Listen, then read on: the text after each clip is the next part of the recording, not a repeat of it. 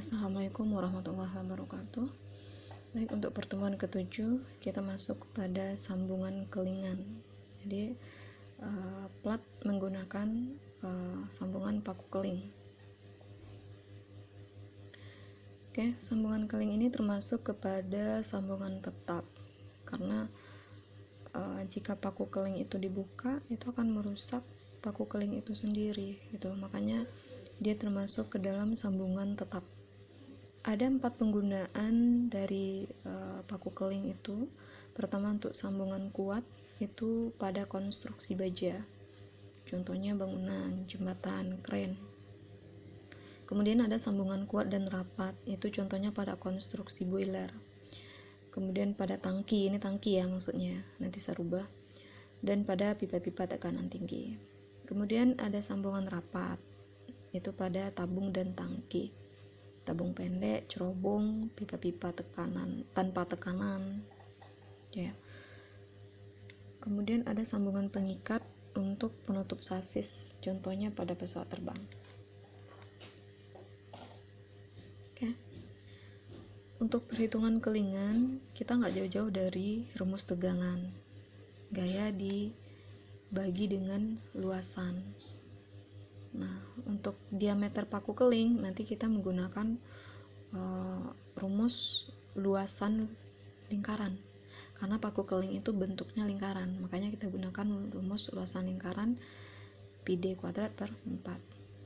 Nah, kalau kita masukin ya untuk mencari diameter paku keling nanti ya, nah kita masukin ini tegangan, gaya dibagi dengan jarak, kemudian gaya dibagi dengan luasan, kemudian luasannya kita masukin πd kuadrat per 4, sehingga tegangan itu rumusnya 4F per πd pangkat 2, sehingga diameternya akar dari 4F per tegangan. Nah, itu kita balik rumus aja. Kemudian berapa luasan penampang yang akan putus? Nah, kita nyari pakai ini, A itu kan B dikurang D dikali dengan T. Nah, jadi untuk B itu sendiri, B itu lebar plat, D itu adalah diameter paku keling, kemudian untuk T itu adalah tebal plat. Jadi luasan yang keputus itu kalau luasan itu kan panjang kali lebar gitu ya, ini untuk plat ya, panjang kali lebar. Nah, B dikurang diameter paku keling ya, diameter paku keling. Nah, jadi tebal plat itu di lebar plat dikurang dengan diameter paku keling, nah baru dikali dengan tebalnya gitu. Sehingga untuk tegangan itu kita masukin rumusnya ini, gaya dikali dengan luasan, dibagi dengan luasan, B dikurang D dikali dengan T. Nah, luasan ini rumusnya kita masukin aja. Sekarang kita masuk ke contoh soal pertama. Nah, ini kita bahas ya. Jadi ada 2 buah plat dipasang paku keling seperti ini. Jadi dipasang 5 buah paku keling. Jadi 5 buah paku keling dipasang pada plat dengan penampang seperti ini. Kemudian di sini dikasih gaya 50.000 Newton. Oke. Kemudian ini penampangnya ya. Ini 2 buah plat, di tengah-tengahnya dipasang plat, kemudian dikasih gaya, dikuatkan dengan paku keling.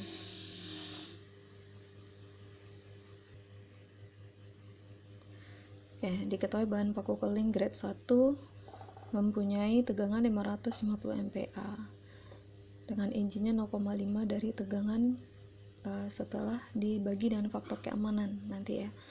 V-nya itu atau faktor keamanan 4. Tentukan diameter paku keling yang digunakan gitu. Nah, jadi parameter yang diketahui seperti ini, berapa diameter paku keling yang akan kita gunakan. Nah, oke, sekarang untuk menyelesaikan kasus ini, nah ini udah ditentukan jarak dari antar paku keling. Ini 50, ini 50, ini 50 ya. jarak antara paku keling 50. Kemudian jarak dari gaya ke titik pusat paku keling, susunan paku keling berarti titik pusatnya di sini ya, atau titik beratnya di sini. Nah, gayanya di sini berarti jaraknya ini, jaraknya 50 gitu. Nah, sekarang langkah pertama kita tentukan dulu gaya setiap paku keling diakibatkan oleh gaya ini. Nah, ini gayanya ke bawah segini. Nah, masing-masing paku keling berapa gitu. Nah, kita tinggal bagiin aja. Nah, F aksen gaya dibagi dengan jumlah paku keling. Berarti gayanya 50 dibagi 5 jadi 10.000 Newton. Nah, sekarang kita cari gaya setiap paku keling diakibatkan momen kopel. Nah, momen kopel itu rumusnya gaya, kalau momen itu kan gaya kali jarak ya. Nah, kalau momen kopel gaya dikali jarak antara dua buah gaya. Nah, gitu ya. Jadi ada gaya, dua buah gaya arahnya berlawanan. Nah, jaraknya itu gaya tersebut dibagi dengan jarak tadi. Oke. Kita mencari gaya ya yang diakibatkan momen kopel, itu kita nyari persamaan momen dulu. Persamaan momen F dikali L. F itu gaya yang ini ya, dikali dengan L. L-nya yang mana di sini? Ini 50, berarti yang mana? Ini tadi. Jarak gaya ini dari titik pusat atau titik berat dari paku tadi, susunan paku keling tadi. Nah, kemudian sama dengan jumlah dari gaya atau momen-momen yang terjadi. Nah, momen tadi F1 R1, F2 R2, tambah F3 R3, F4 R4, F5 R5. Yang ini. Ya. Nah,